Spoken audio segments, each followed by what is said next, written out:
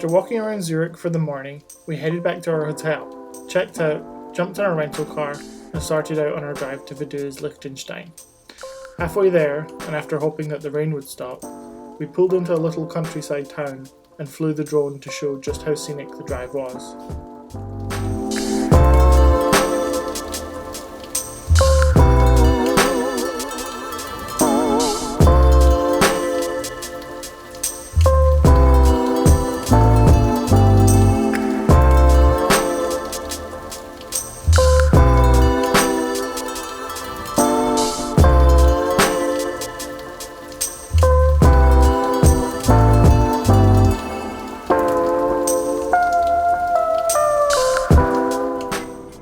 After flying the drone for a very short time because it was not only raining but freezing cold, we continued the drive to Vaduz, surrounded by the Alps.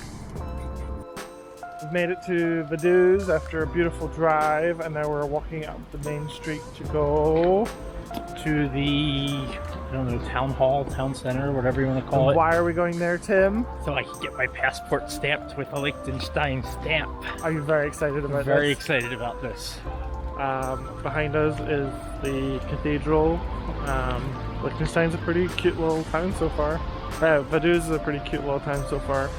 The rain has unfortunately followed us here from Zurich, so we're not going to stay outside too long today.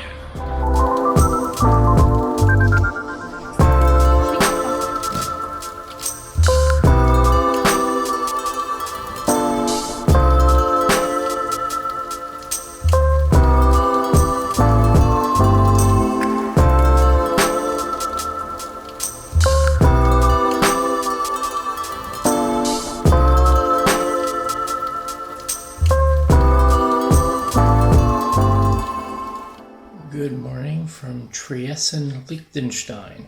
I'm probably butchering these names, so if I am, forgive me. We are just south of Vaduz, the capital of Liechtenstein. A lot of people asked when I was talking about this trip, why Liechtenstein? It's not very popular, it's not a big country. That's actually one of the reasons we decided to come here. It's one of the least visited European countries. It's very tiny. It's only 62 square miles, the entire country. The population is 33,000 people, which, when I thought about that last night, I realized is about half the size of Seahawks football stadium.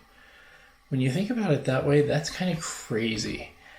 It is a very wealthy country. They have one of the highest GDPs in the world, and their unemployment rate's really low at 1.5%, almost no crime. And it's just a small little mountainous alpine country nestled in between Switzerland, which is to the west, and Austria, which is to the north and the east. Fun fact about Liechtenstein, it is the #1 producer of false teeth in the entire world. I don't know why. It's absolutely beautiful here in this country, and Switzerland as well. The mountains are just incredible. The landscape, the drive out here was amazing. The air is cool and crisp, and it's just absolutely stunning everywhere you look. Even just driving down the road, it's just stunning. The Alps are right there out your window. After we get some breakfast, we're going to go to the border between Liechtenstein and Switzerland. There are no hard borders.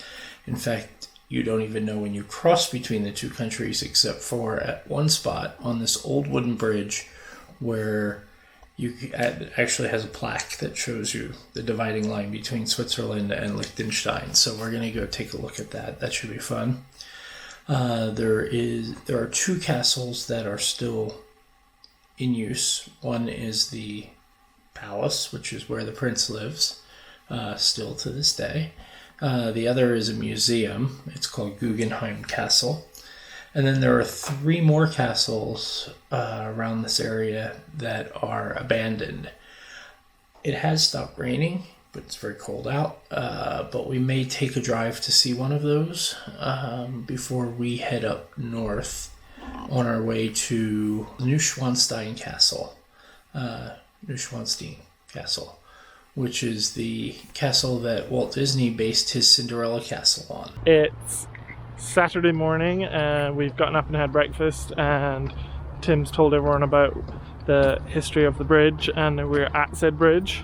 It's quite sunny all of a sudden, which we weren't expecting. I have one of us brought sunglasses. sunglasses and one of us forgot. But yeah, we're heading to that little bridge over there because this is Liechtenstein, that's Switzerland. Liechtenstein, Switzerland. Liechtenstein, Switzerland. Liechtenstein, Switzerland. And that's where the king lives, up on that hill. And this is just the mountains all around. So that castle up there is Vaduz Castle, which I was talking about this morning. That's the one of the two castles that are left still standing, and that's where the prince lives now. Wow, look at that up there. It's a remote little house. Yeah.